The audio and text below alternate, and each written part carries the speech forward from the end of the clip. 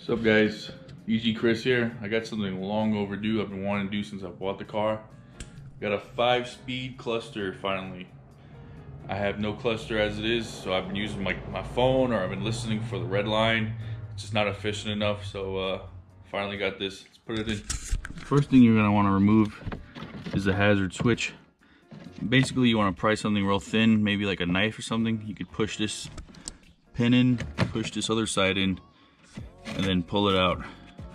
You could just do one side, and I was able to just angle it and then pull it out, and then remove the plug on top. Next, you're gonna want to remove the screw here, the screw here, and then there's a third screw right there. In my case, this one was missing. Took this one out already, so that just leaves me this one. The next step, which I felt like was the hardest, was getting this bezel out. Basically what I did once I took out this screw, I pried it here. I held onto it in some different angles until I felt like, you know, it was gonna get loose. Basically, you need to get this angle to a position where it can come underneath the dash. So you gotta kind of play around with it. And then same thing on this side. This side was just as hard. You have this right here, which I actually broke, great.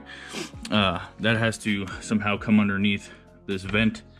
And then you just gotta play with each edge until it yanks out. Once you get the bezel off, you'll see you have 2 screws on each side. Simply use a Phillips head screwdriver and get that out. Well, now that I have everything plugged in, I'm going to test all the lights, all the indicators, the tach, of course, just to make sure everything works before I do put it in for good. Awesome. I now have a tach. I know exactly what the heck I'm doing now. Gas gauge is slowly going up. Temp gauge should go up any second. Just need to get some heat in the engine. But yeah, that's awesome, guys. Finally got a tach. So what I'm gonna do with the new one is, luckily I have LEDs left over from when I did LEDs in my cluster and my Supra I had.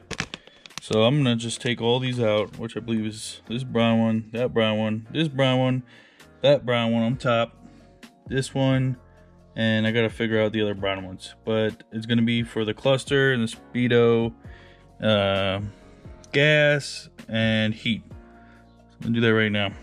Show you guys how it turns out. So here we are much later in the day. LEDs are all set up. Let's see how they look. Sweet. So these are some super whites, I think they were. I got from Amazon or eBay, real cheap ones. They came off the Supra. They look good on there, and they look even better on this one. So yeah, I'm happy with the way it turned out. So this is gonna conclude the video. Make sure to like, comment, subscribe. Check me out on Instagram, EGChris92. Later, guys.